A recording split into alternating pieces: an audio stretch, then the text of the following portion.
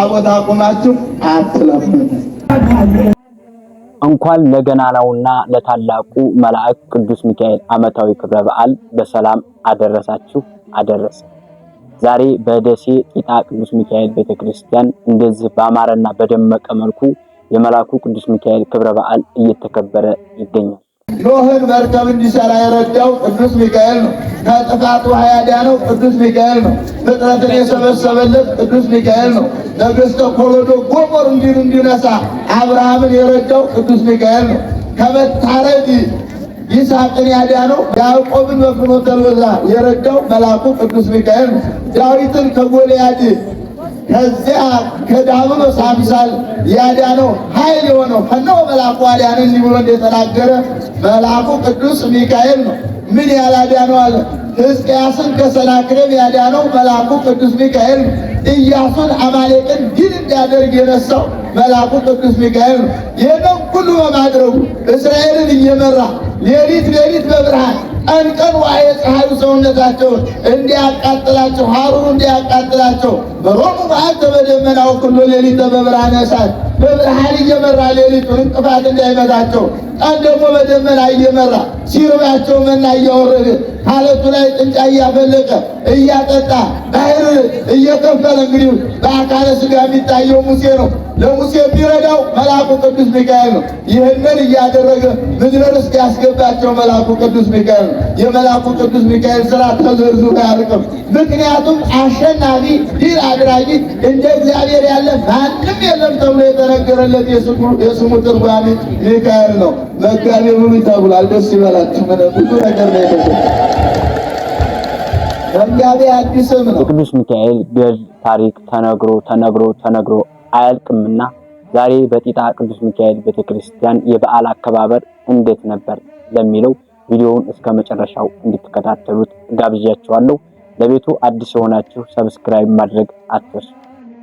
እና ዛሬ ታሪካቸው ከሚነገርላቸው አንዱ መልአኩ ቅዱስ ሚካኤል አቤት!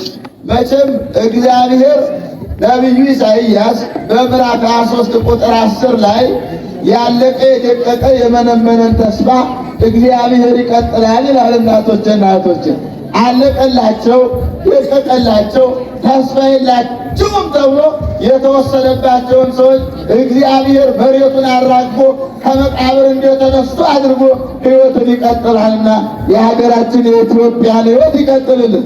ኢትዮጵያ ማለት እኔና እናንተ ነው። የቤተ ክርስቲያን ልምላሜዋን ክብሯን የነበረ ቀደመ ዝናዋን ይመልስልን። አዳኛ ስንጠነክር ነው። ምክንያቱም እግዚአብሔር በወጀቡ በአውሎ ነፋሱ መካከል ማሳለፍ ይችላል፣ ማሻገር ይችላል እግዚአብሔርና አሁን ይህንን ኢሳይያስ ተናገረ። ለሚያምን በሉ እስቲ ሁሉ ይቻላል። ባህራንን ታውቁታላችሁ። በአራተኛው ምዕተ ዓመት ወይም በአራተኛው ክፍለ ዘመን በእስክንድርያ እንደ ዘካርያስና እንደ ኤልሳቤጥ እንደ እግዚአብሔርና እንደ ጸጋዛብ እንደ ስምዖንና እንደ አቅሌስያ እግዚአብሔርን የሚፈሩ ሰዎች ነበሩ ይላል። ማንን የሚፈሩ? መልአኩ ቅዱስ ሚካኤል ደግሞ ዋስ አድርገው የሚኖሩ እና በጣም በሚገርመው በዚያ አቋም ሲኖሩ ያ ደግ ቅን የሆነ ሰው ያ እግዚአብሔርን የሚፈራ ሰው አረፍተ ዘመን ገጥቶት ሞተ እና ሲሞት ባለቤቱ ጸንሳ ነበር። የሚረዳት የለም። በምጥ ጊዜ መልአኩ ቅዱስ ሚካኤል ሆይ እስራኤልን የረዳህ ባሕረ ኤርትራን ከፍለህ ያሻገር የዳንኤልን አናብስቶቹን አፍ የዘጋህ እንዳይበሉት አንተ ለቅዱሳኑ ፈጥነህ የምትመጣ ዳንኤል ነዋ። ሚካኤል አሐዱ መጻ ቅዱሳን ቀደምት መጻ ይርዳኝ እንዳለ ከዋነኞቹ አንዱ ከቀደምቶቹ አንዱ መልአኩ ሚካኤል ሊረዳኝ መጣ እንዳለ እባክህ እኔንም እርዳኝ አለችው እና በጭንቀት በመከራ ሳለች መልአኩ ቅዱስ ሚካኤል ቤቷን በብርሃን ሞላላት ይላል። ያን ጊዜ ያስጨናቂ የሆነው ምጥ ቋጠሮ ተፈታና የሚያምር ልጅ ወለደች። ያን ጊዜ መልአኩ ቅዱስ ሚካኤል ባናቱ ነው የምነግራችሁ። ተከታተሉኝ፣ ወደ ጓዳው እንዲያተሉ ዛሬ ጾም ነው እና መልአኩ ቅዱስ ሚካኤል ባረከው ይላል። ያንን ሕፃን ቅዱስ ገብርኤልም ባለበት ሚካኤል ባለበት ገብርኤል አይታጣምና ገብርኤል ባለበት ሚካኤል አይታጣምና እና በዚህ አካባቢ የዚችን ድሃ የዚችን ምስኪን ሴት ሞቷን የሚመኝ አንድ በምድራዊ ገንዘብ ባለጸጋ የሆነ ግን በክፋት የታጨቀ ሰይጣን በዕድሜ የሚቀድመው በክፋት ግን ከሰይጣን የሚበልጥ ሰው ነበርና ጩኸቷን ሰምቶ ጸሎቷን ሰምቶ ጠጋ ብሎ ያዳምጣል። አቤት ክፉ ሰው እረፍት የለው። እንደው መቃብር እንኳን ገብቶ መቃብር ሾ ነው የሚያረፍ እና ያዳምጣል። ይህ ሕፃን አለ መልአኩ ቅዱስ ሚካኤል የዚህን ክፉ ባለጸጋ ይወርሳል አለ። እንግዲህ ሞቱን ነው እያዳመጠ ያለው። እላቸው አንዳንድ ሰው እንደው ሰው ሲያማ ሰው ሲናገር ጆሮአችሁን ጣል አድርጋችሁ ነገር ለማድመጥ አትዘጋጁ። ምዕመናን ጆሮ ክፉ ይሰማና ከእግዚአብሔር ጋር ትጣላላችሁ። ደህና አደራችሁ። በሰላም በመንፈሳዊ ሕይወት ለመኖር ከፈለጋችሁ አንድ ነገር ልንገራችሁ። አእምሯችሁ ከክፉ ነገር ነፃ ይሁን። ሰምታችሁ ከክፉ ነገር አእምሮ ንጹሕ የሆነ ሰው ቢሰራ ይባረክለታል። የነካካው ሁሉ በረከት ነው። ያሰበው ሁሉ ይፈጸምለታል፣ ይሳካለታል እቅዱ። በአእምሮው ክፉ ነገር የሚይዝ ግን የሰይጣን ማደሪያ እየሆነ ነውና እቅዱ አይሳካም። አሁን የሰው ነገር ለማድመጥ ጠጋ ሲል የራሱን ሞት ነው የተረዳውና የሕፃን ያድጋል፣ ይመነደጋል፣ የዚህን ባለጸጋ ሀብት ንብረቱ ይወርሳል ሲል ሰማው። ያን ጊዜ ነገር ቋጠረ ማለት ነው። ይህን ሕፃን ያስወግድበት አሰበ፣ ተዘጋጀ። እንዲህ ብሎ ለስለስ ብሎ ቀረበ። እባብ ገላው ለስላሳ ነው፣ መርዙ ግን ይገላል። ጠጋ አለና አንቺ ሴት የባለቤትሽን ትቶሽ ሙቷል። እንደሚታወቀው ረዳት የለሽ። ይህን ብላቴና እኔ ላሳድግልሽና ለቁም ነገር ላብቀው፣ ላንቺም እንዳትቸገሪ ገንዘብ ልስጥሽ ብሎ በገንዘብ ደለላት። እሺ ከኔ ጋር ሆኖ ከሚቸገር ከአንተ ጋር ሆኖ ደስ ብሎት ቢያድግ ይሻላል ብላ ሰጠችው ይላል። አሁን ተመልከቱ፣ የክፉ ባለጸጋ ገና ወደፊት አያችሁ ዘንቦ ተባርቆ ይወርሰኛል ብሎ ከስሩ ለማጥፋት አሰበ። ነገር ግን የዚህን ባለጸጋ ሀብት ይወርሳል ያለ መልአኩ ደግሞ ባሕራን ከመባሉ በፊት ስለነበር ስለ ባሕራን እንመጣለን። ሕፃኑን ይጠብቀው ነበር። ቅድም በመጀመሪያው መምህር ሲያስተምሩ ስለ እሌኒ ሰምቻለሁ። ተመሳሳይ ታሪክ ነው ያለው። እግዚአብሔር ከኛ ጋር ከሆነ ማን ይቃወመናል አለ። እስቲ በሉት እግዚአብሔር በሉት ይመናል። ከኛ ጋር ከሆነ ማን ይቃወመናል? ይሁላችሁ ነጎድጓዱ መብረቁ ከሰማይ ከምድር ይፈላ። እግዚአብሔር ከኛ ጋር ከሆነ የባዕዳን እጁ እስካላጠረች ድረስ እኛ በክፋት ካልታጨቅን በስተቀር እግዚአብሔር ያድናል። እና ብዙ ሰው ሞኝ ነው፣ እንደ ሥጋ ሐሳብ ያስባል። ረቂቁ መልአክ እንደሚጠብቀው ስላልተረዳ ሳጥን አዘጋጅቶ በቁመቱ ልክ ቆልፎ ባህር ላይ ጣለው ይላል። እነሆ እግዚአብሔር የጠበቀውን እግዚአብሔር ለዓላማ ያዘጋጀውን ሰው ወደ ባህር ሲጥለው ባህር ተቀብላ ደግሞ እያዝናናች ሳትወጣው ሳታሰጥመው እነሆ ሰው ወዳለበት አደረሰ። አንድ ምስኪን ደግሞ ብዙ በግ የሚጠብቅ ልጅ በማጣት መከራውን ያየ ሁልጊዜ ልጅ የሚለምን ሰው ነጋዴ ጣለው ዕቃ ማዕበል ያመጣው ነው ብሎ ሳጥኑን አውጥቶ ወርቅ መስሎት እሱም ወደ ቤቱ ይዞ ሄደና ማሰብ ጀመረ። እንዴት አድርጌ ልፍታው? ልስበረው ቁልፉን ምን ላድርግ እያለ ሲያስብ መንፈሰ እግዚአብሔር አነሳሳውና ወደ ባህሩ ተመልሶ ሄደና እባክህ አለው ዓሣ አጥማጁን እዚህ በስሜ መረብህን ጣልና ዓሣ አጥምደህ በመጀመሪያ የተገኘውን ስጠኝ፣ ዋጋህን እከፍልሃለሁ አለው። እንዲህ አልኩህን ብሎ ሲጥለው ዓሣው ተያዘ። ዓሣውን ይዞ ወደ ቤቱ ሂዶ ቢጠባው ቢያርደው ቁልፉን አገኘ። እግዚአብሔር ያዘጋጀው ይሆናል ብሎ ቢፈትነው ቁልፉ ተከፈተ። ክፍት ሲያደርገው ሳሙኝ ያለ ውሽ ያለ ሕፃን የሚያምር መልአከ እግዚአብሔርን የመሰለ መንፈስ ቅዱስ የዋጀው መንፈስ ቅዱስ የባረከው ሕፃን ያን ሕፃን ባሕራን ብሎ ጠራው ይላል። አዎ የስስት ልጅ ሆነ፣ የፈለገውን አገኘ። ሰው ገደልኩ ብሎ ነበር። እግዚአብሔር ደግሞ ለከፍተኛ ማዕረግ እንዲህ አሳልፎ ታሪኩን ለወጠው። የባሕራን አያችሁ። ከዚህ በኋላ ባሕራን አደገ። ያ ክፉ ጠማማ ባለጸጋ እንኳን በመልአኩ የተነገረው ትንቢት ሊቀር ምድራውያን ሰዎች እንኳን የተናገሩት ትንቢት አይቀርምና ለንግድ ሲሄድ እዚያ ቤት መሸበትና እዚያ ሰፈር አካባቢ አሳድሩኝ እባካችሁ አለ። ዛሬ ፍርዱ ቤት አለ። ያን ጊዜ አሳድሩኝ፣ ለማድርበት ነገር እከፍላለሁ፣ ለበጎዎችም የሚያስፈልገውን ለገፈራ ካለህ ደግሞ እከፍላለሁ አለ። እሺ ምን አሻል ና ባህራን አቤት ናገር እግር ጠብ እንግዳው ባህራን እንዲያል ደጋግሞ ሲጠራው ምን ትውጡ ዝንቱ ስም ትርጓሜው እስቲ ምንድነው ንገረኝ፣ ምን ማለት ነው አለ። ባህራን ያልኩት ባህር ላይ ተጥሎ አሁን ወርቅ መስሎኝ የነጋዴዎች ዕቃ ማዕበል የተፋው መስሎኝ አውጥቼ ሳየው ሕፃን ልጅ ነው። በዚህ ምክንያት ባህራን አልኩት አለ። ባህራን አልኩት። ያን ጊዜ አእምሮ ውስጥ እንደ መብረቅ ብልጭታ መጣበት። ያ ይሁን እንዴ አለ። ዓመተ ምሕረቱን ንገረኝ እስቲ አለው።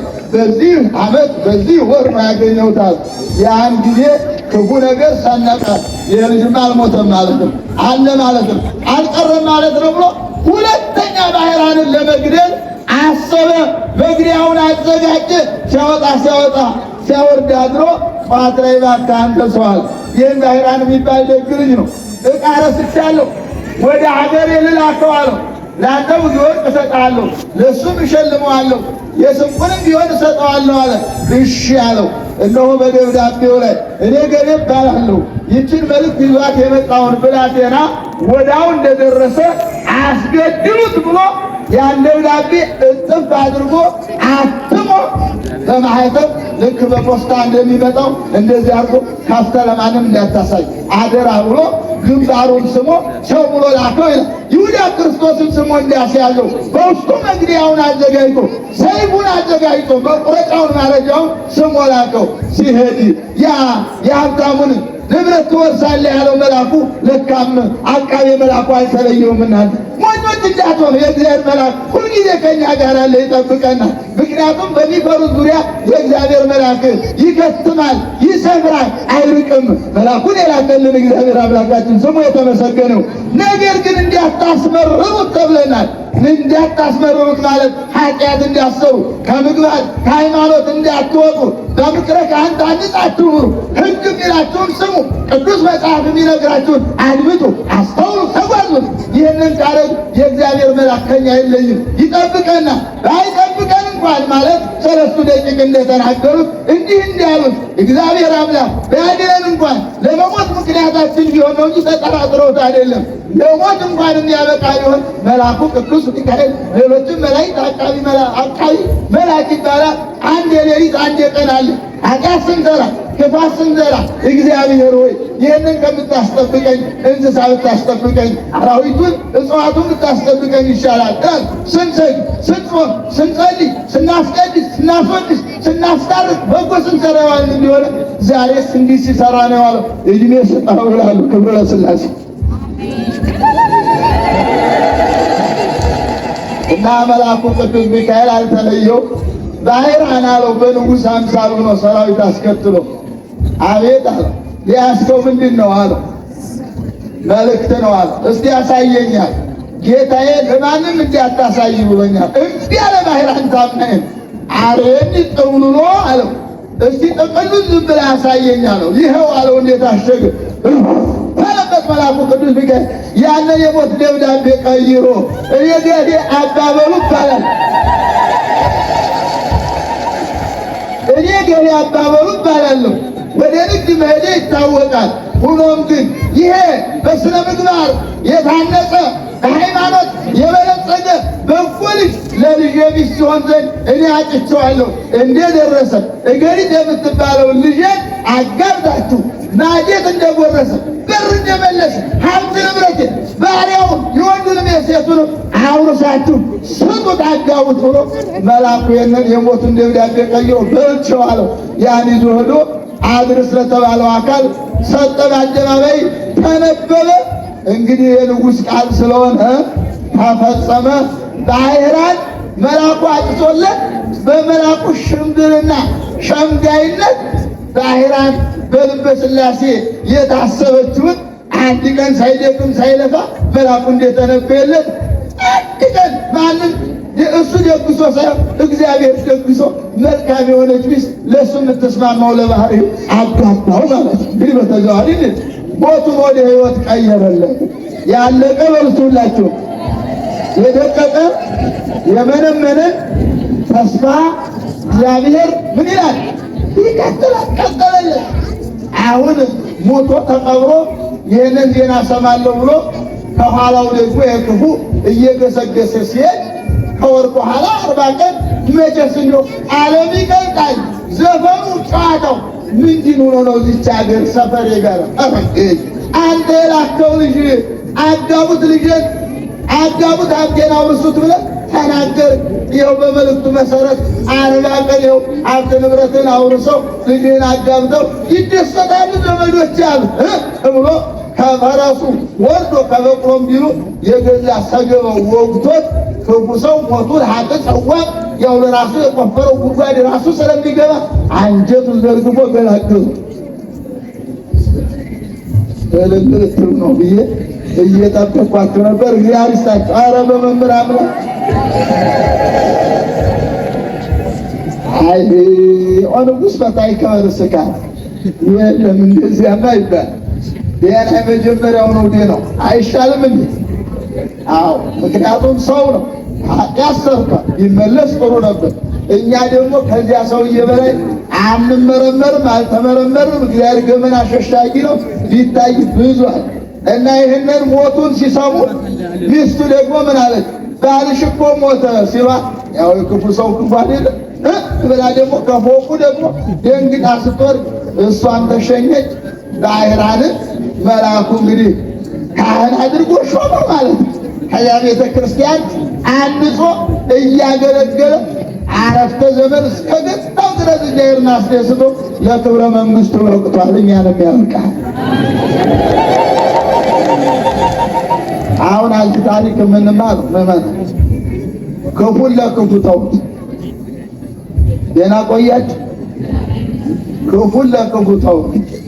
እኛ ከማን ጋር ነው? አቤት ከእግዚአብሔር ጋር ነው። ግድ የለም እግዚአብሔር ከእኛ ጋር ከሆነ ክፉ ያሰቡት ሁሉ ራሳቸው በቆፈሩት ጉድጓድ ምን ይሆናል? ይገባል። ባሕራን ሁለተኛ ሞት ሰነቀል። ሁለት ጊዜ ነው የገደለው። መጀመሪያ በሳጥን ቆልፎ ባሕር ጣለ። በኋላ ደግሞ እንዲገደል ደብዳቤ ጽፎ ደግሞ ሰጠ። ባሕራን ማንን ይመስላል ካላት ክርስቶስን ይመስላል።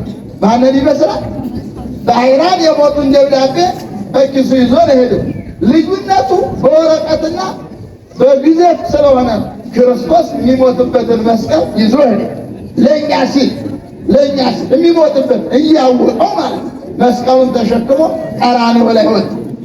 እንደ ብራና ተወጠረ። ስጋውን ቆረሰ፣ ደሙን አፈሰሰ፣ ለእኛ ሕይወትን ሰጠ። የእሱ ደም ግባት አጥቶ እኛ ደም ግባት እንዲቀጥል አደረገ እና ባሕራን በዛሬው ዕለት የሚታሰብበት የባሕራንን ሕይወት ካየነው እግዚአብሔር እየጠበቀው ሌሎች ሞት እየደገሱለት የመጨረሻው ግን መልአኩ የሞቱን ደብዳቤ ቀዶ ሰርግ አዘጋጅቶ ሚካኤል ይሮታል። እኛንም እንዳረድ ይቆያል።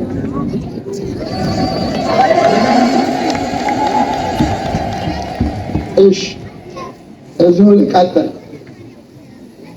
ብፁዕ አባታችን አቡነ ኤርምያስ 2-3 ጊዜ እዚሁ ደሴ ከተማ ተመለከቱ።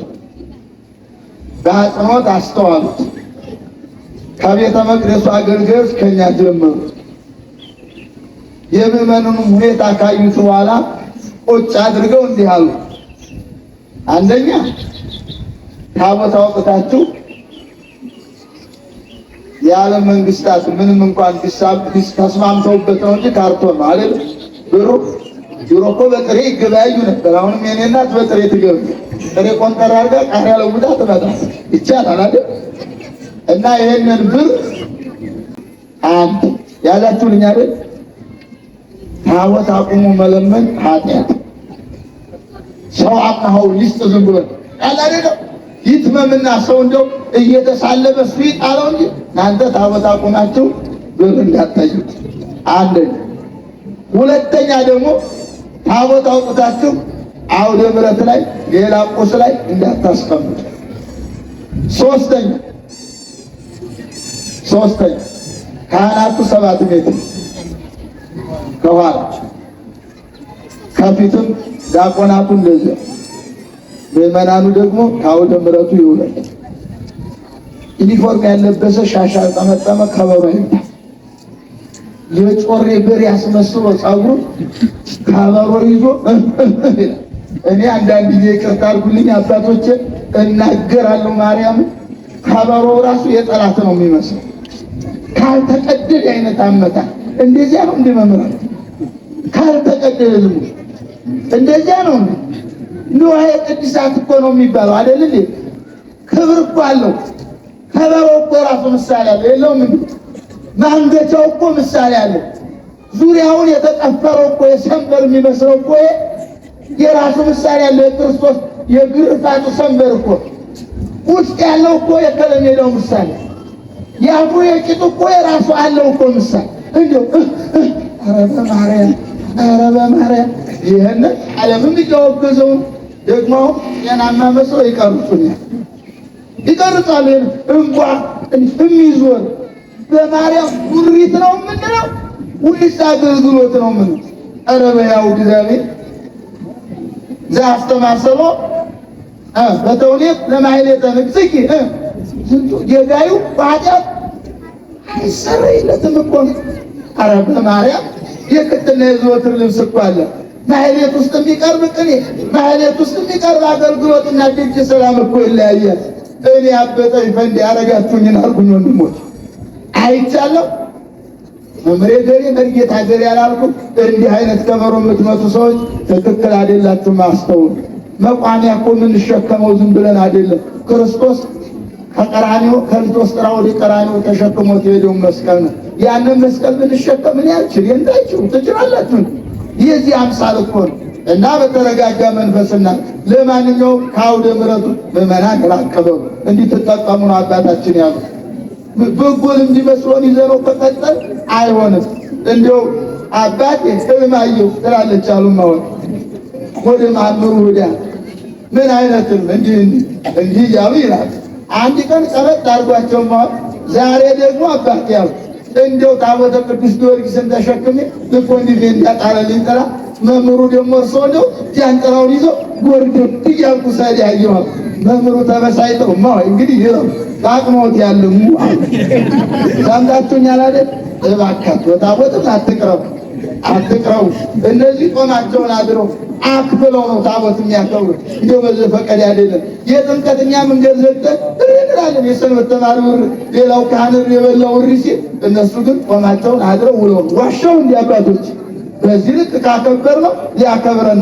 የሚያከብረኝም በሩሲ አከብረዋለሁ፣ የሚንቀኝም እንቀዋለሁ። እና በዚህ ልክ አባቶቻችን ብለዋል። ሰንበት ተማሪው ለዘብ ያቀርባል። እዚያው መንበረ ክብሩ እንዲያለ ለምን ከተባለ አባቶች ቁመው አድረው ቁመው ውለው እንደሄደችማል ሊቃውንቱ ያቀርባል።